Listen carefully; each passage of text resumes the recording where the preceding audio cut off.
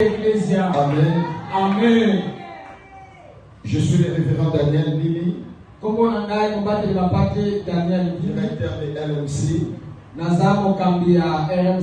et responsable de l'église évangélique Biraka. Je ne suis pas seul. Je ne suis pas seul. Je suis accompagné avec les secrétaires de LMC. Il va se lever, nous allons l'accueillir aussi.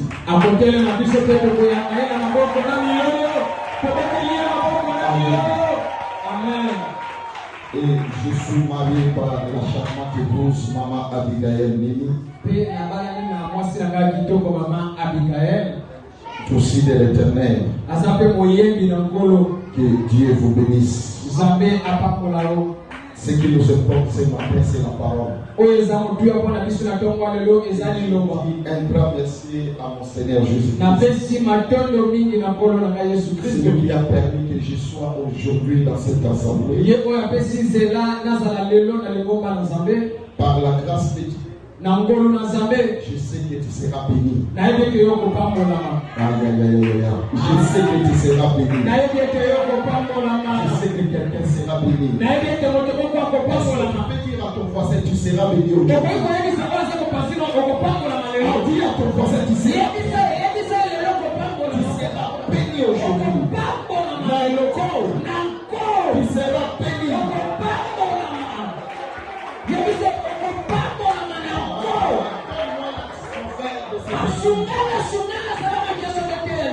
J'aime la connexion. La connexion, ça me poussera aussi à monter. Quand il n'y a pas la connexion, ça va réduire la bénédiction que j'ai amenée. Je sais que j'ai amené une bénédiction pour toi. J'ai amené une grâce pour toi. Je voulais booster ta foi. Je voulais booster ta prière. Parce que le Seigneur m'a mandaté pour toi. Dieu n'a jamais envoyé un homme par la veine. Si Dieu envoie un homme, il y a un message, il y a une bénédiction. Peut-être tout le monde ne sera pas béni, mais ce message est pour toi. Je ne sais pas la personne que Dieu a voulu bénir. Les choses croient.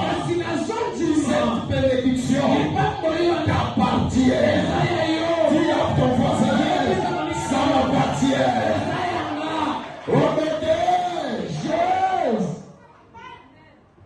Nous passons des moments très difficiles. Beaucoup de gens ont échoué dans leur vie. Beaucoup de gens ont perdu la foi. Peut-être ils avaient placé leurs yeux sur les autres. Ils ne savaient pas où placer leurs yeux. Tu ne seras jamais béni. Vous savez, quand on était enfant, on grandissait ici dans la ville de Kinshasa. Notre foi était placée sur les gens. Notre espoir était placé sur les gens. Et quand tu places ta foi sur les gens, tu ne fourniras ni l'effort. Parce que tu comptes sur quelqu'un. Parce que ton espoir est placé sur quelqu'un. Ta confiance est placée sur quelqu'un. Écoutez-moi bien. Beaucoup de gens ont eu des déceptions. Parce que l'homme est toujours l'homme. L'homme a la nature de l'homme. Mais Dieu dans le ciel, lorsqu'il a créé l'homme, il lui a placé sur la terre. Il a regretté d'avoir créé l'homme sur la terre. Parce que sa nature est toujours charnelle. Ses pensées tournent toujours vers lui. Quand il compte sur quelqu'un, quand il a l'espoir à quelqu'un, bien-aimé, tu échoueras dans ta vie. Il y a beaucoup de gens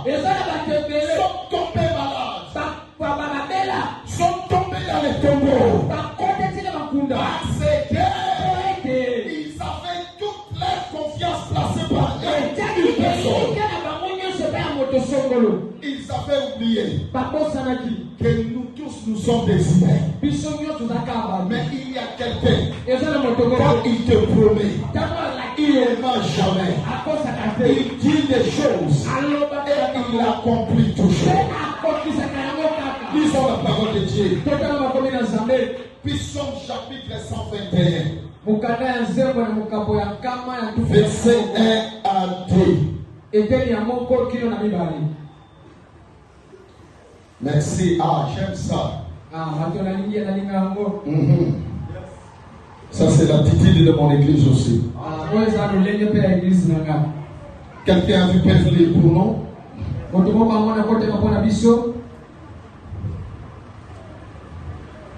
Cantique, tu me viendras les secours.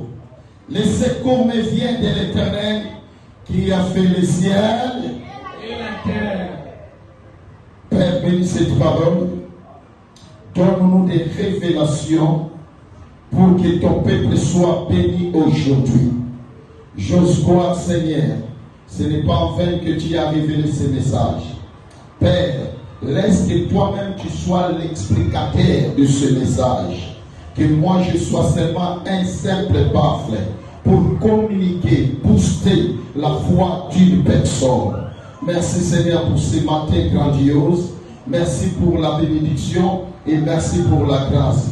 Je demande au Saint-Esprit qu'il prenne contrôle de cette assemblée au nom de... Ta vie ne va pas réussir parce que ton Père existe. La réussite d'une personne n'est pas cachée par rapport à une personne. Donc, toi, tu es créé par toi-même. Dieu t'a créé. Dieu sait ce qu'il t'a mis dans ta vie. Dieu a mis des capacités. Dieu a mis la bénédiction. Mais l'homme dans son ignorance, il ne sait pas ce que Dieu a placé dans sa vie. C'est pour cela que nous courons vers les gens. C'est pour cela que nous regardons les gens. Nous échouons. Nous ne réussissons pas. Parce que nos cieux sont fixés par rapport aux gens. Mon père a beaucoup d'argent. Je ne peux plus travailler. Le jour où mon père va mourir, moi je serai toujours riche. Est-ce que tu connais comment ton père a travaillé pour arriver là où il est? Ton père a fourni des efforts. C'est qui t'appartient à ton père. Amen. Alléluia. Amen. Tu dois travailler. Tu dois comprendre. Il y a encore un destin dans ta vie. Il y a encore une bénédiction. Il y a monté mon moto. Il y a encore des autres salades. Amen. Alléluia. Amen. Bien, je connais beaucoup de gens. Je connais beaucoup de gens. Aujourd'hui, ils ont refusé à se marier encore. Je ne peux plus me marier. Parce que on m'a menti dans la vie. Je ne m'attendais pas de ça. Tu avais placé ton yeux vers quelqu'un. Les cieux n'étaient pas placés en Jésus. Écoutez ce que David dit. David savait. Après tout ce qui lui entourait, les combats, les ennemis, les problèmes. Or que David avait beaucoup d'argent. David avait l'armée. David ne comptait pas sur son armée. David ne comptait pas sur son argent. David ne comptait pas sur les hommes qu'il avait. David a fait compris. Lorsque j'étais enfant, malgré il y avait des grands frères, malgré il y avait mon père Esaïe, moi j'ai été choisi par Dieu. La grâce de Dieu était sur moi. Je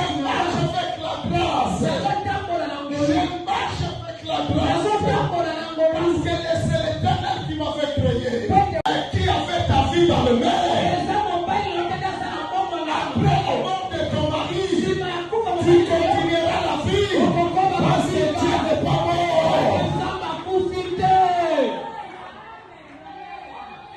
Je viens t'encourager dans ton ministère, dans ton église. Il y a quelqu'un qui t'avait appelé. Quand les choses ne marchent pas, quelqu'un c'est celui qui t'avait appelé. Celui qui t'a donné le mariage. Celui qui t'avait donné un nom. Quand les choses ne marchent pas, bien devait compter sur Dieu. Ne comptez pas sur les autres. Les gens échouent. Ils regardent les gens. Les gens échouent. Parce qu'ils ont besoin d'argent. Mais mon Dieu n'échoue jamais. Okalela mutu moko boy. Ngam na sala ko yoko zala. Yo zanani. Yelebe atana za mokola lelo. Na chabi sunanga na nzabe. Mokolo na ka pesali. Yelebe okoma na yo complexé na bato babonga. Okoma na yo complexé na bato basakala koto. Imagine. No.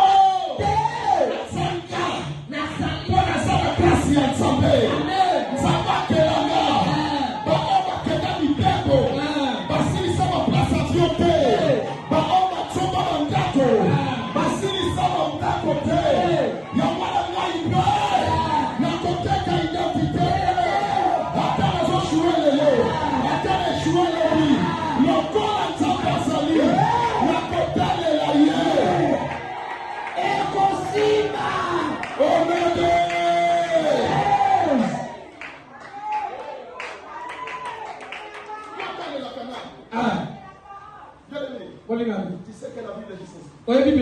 Maudit soit celui qui s'est confié à l'homme. Maudit soit celui qui se conduit comme sur Jean.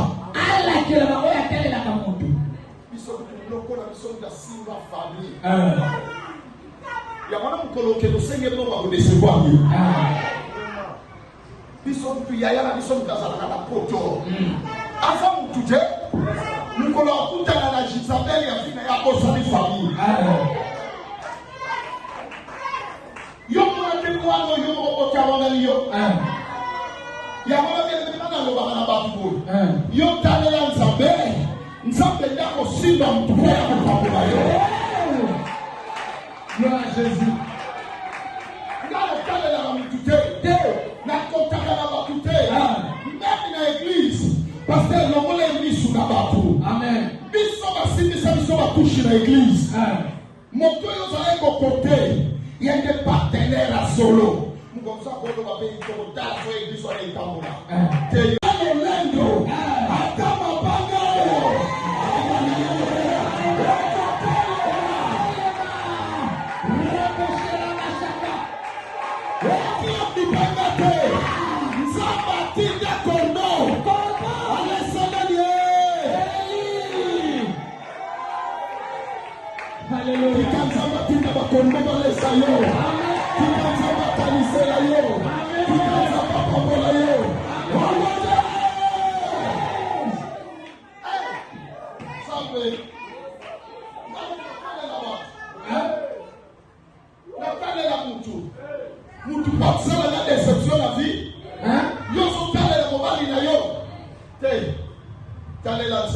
Amen. Parce que m'appelait j'aime l'attitude de Corneille. Corneille a appelé Pierre. Mais Corneille a dit ceci. Yonanga. Tosali moso ya Nzambe. Amen. Yoko Nzambe akosalami. Amen. Puis Psaume 121. Fixez tes regards vers Dieu. Talela ya Nzambe na yo. Soko taleli Congo. Okufa kwa Congo tikali. Amen. Chose ne marche pas. Le bana Nzambe. Yono tindama na Congo. Na senga yote na za Congolais. Amen. Mapele yeza yanga. Amen. Atama koma Congo ngate. Bana Congo na Congo na Yesu. Na déclarer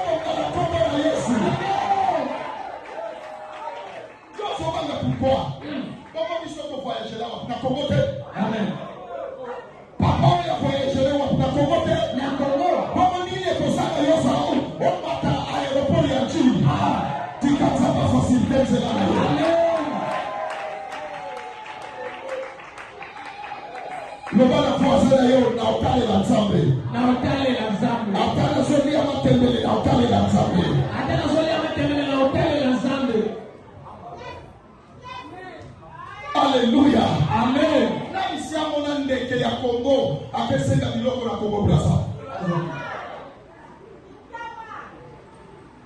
Chez les messieurs, les montagnes, tout me viendra le secours. Ma forteresse, c'est toi, Jésus. Mon bouclier, c'est toi, Seigneur. Alléluia. Je te rappelle aujourd'hui. Amen. Donc,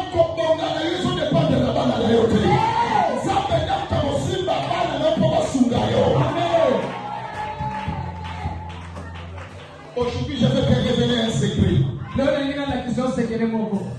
La Bible me dit ceci. Tout homme,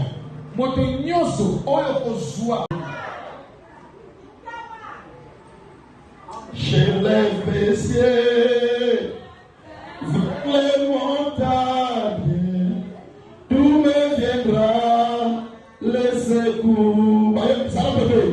Ma forteresse, c'est toi, Jésus. Mon bouclier, c'est toi, Seigneur. Alléluia. Je te rappelle aujourd'hui.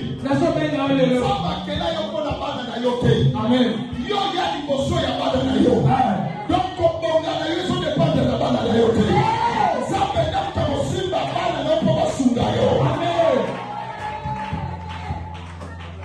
Aujourd'hui, je vais te révéler un secret. La Bible me dit ceci. Tout homme, oyo kozwa koleka Nzambe akomi idole na yo. Tu es avec moi? Mutu nyonso akolinga eloko koleka Nzambe ekomi idole na ye. Siko biso bato ebele, nous ne sommes pas bénis parce que nous adorons les gens qui nous aident par rapport à Dieu. Amen. Surtout ceux qui nous parlent la famille na yo. Ou bien nous pouvons voir ça ni sakayo. Façon zo yembe la ye. Façon zo yembe ozo vieux. Ya sokimiote. Ya kalakaka banandaku. Mais ya kana adoration à l'obésité. Mais la zone la mutu ya poto lokola na mukana. Ça va ça de mutu. Peut-être la compte il est pas ça dans $2,000. Est-ce que vous comprenez les gars? Amen. Sinon ça il y a kela yo. A comme la jalousie a fini na yo. Amen. C'est que Blaise ne comprenne pas qu'il a la capacité, que c'est moi qui lui ai fait prier. Comment il donne ce monsieur plus que moi qui lui ai créé? Viens.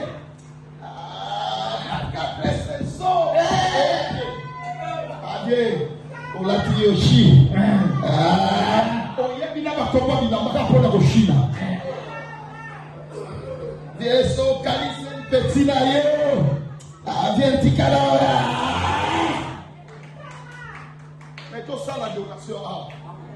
Lamentation, la lamentation. Eh, papa.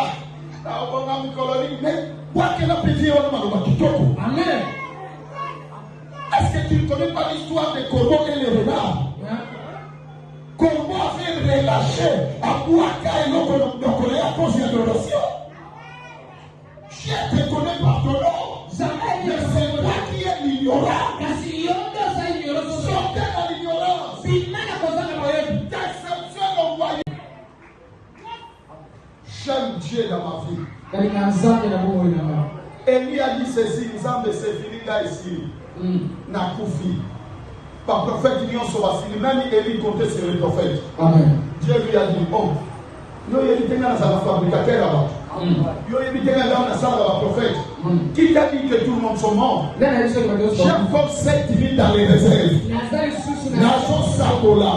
Ce que ça n'a pas donné à Bogité. Ils ont parlé de bateau parce que la réserve va s'appeler. Ah, n'a rien quitté. On s'en fout dans la réserve va s'appeler. On s'en fout tout la pototé. On s'en fout tout la ministère. On s'en fout tout la travail.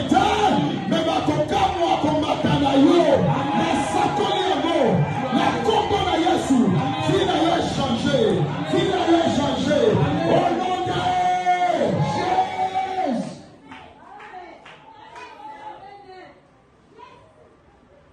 Alléluia. Amen. Je voulais terminer par ici. Ma femme, Moi, c'est là. Asakina Zé, vers 8e mois, toujours la côte à 9e mois, tension mati, et nous avons mis donc il y a un hôpital.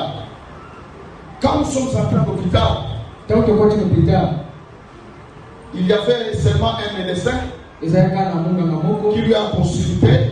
Mais après la consultation, nous avons vu 14 médecins. Vous savez, en Europe, on prend soin des gens au sérieux. Ils étaient là, fourrés.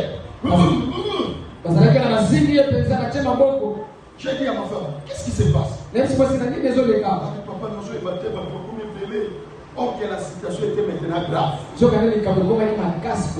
Écoutez-moi bien, nous avons dit qu'à la balle. Amen.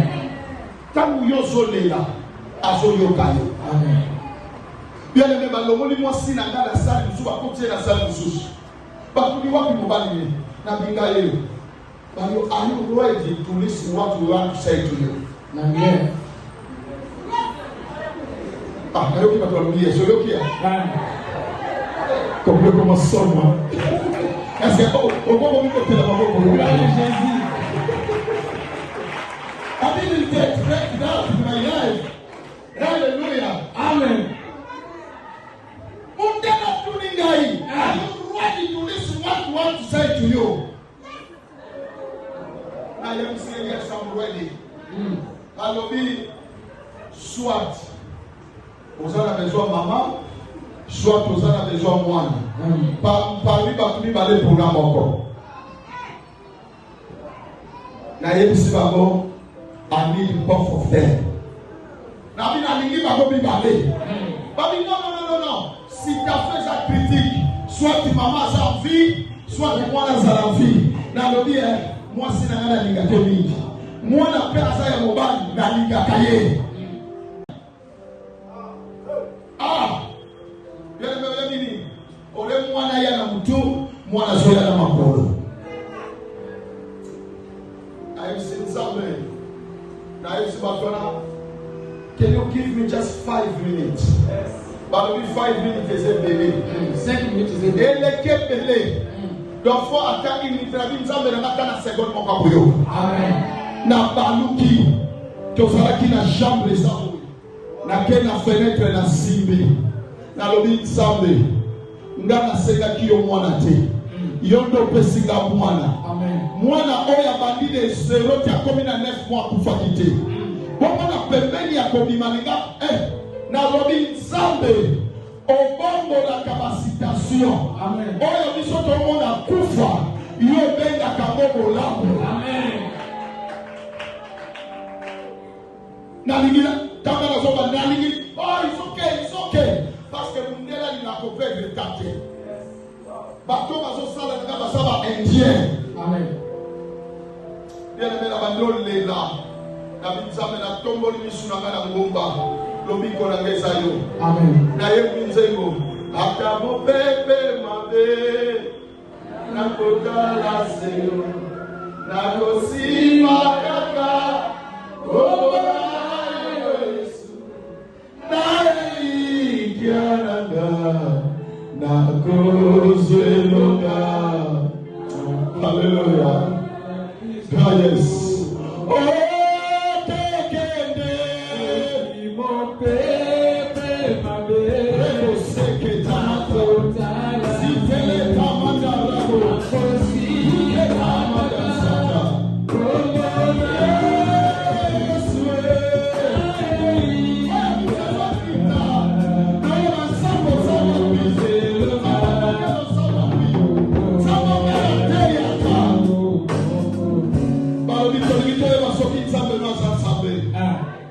yes, I am a true God.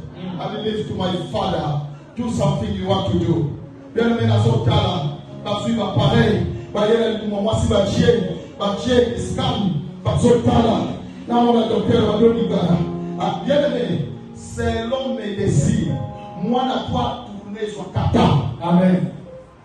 Bien aimé, na on a docteur Atali moi sinala, Atali moi ngai, Atali I can't believe it. Let me try again for second time. As long as the machine, now we want to go for accomplissement. Zambalo la siasa laki. Atiena ni mama ya masinaga. Ngala zota la kamera. Atali. Atuninga usabe na gazambi. Yes. Hey. And here I am a thing about. Give me 5.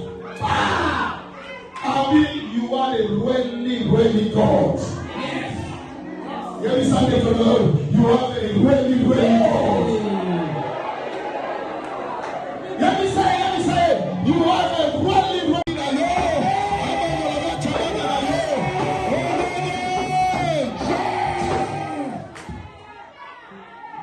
Yes. In English, yes. Amen.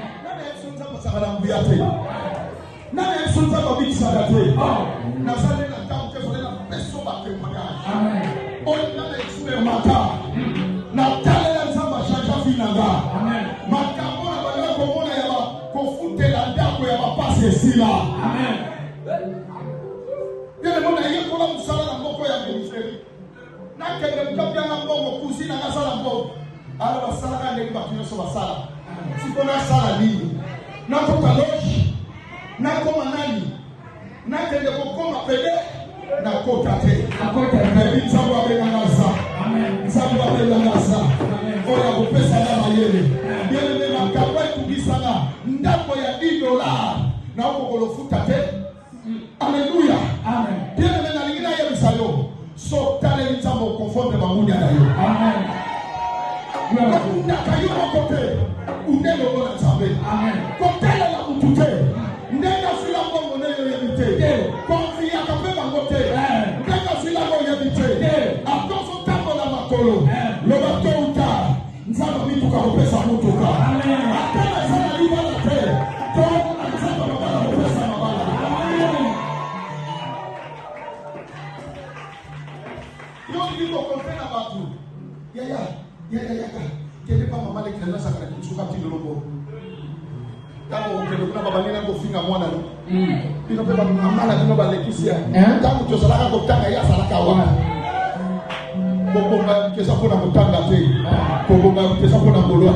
Amen.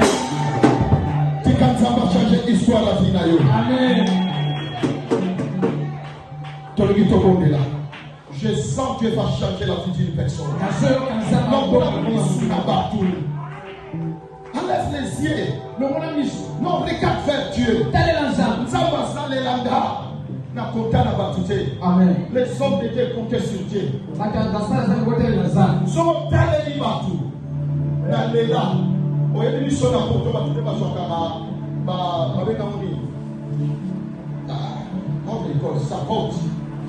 Parce qu'on va soutenir l'église.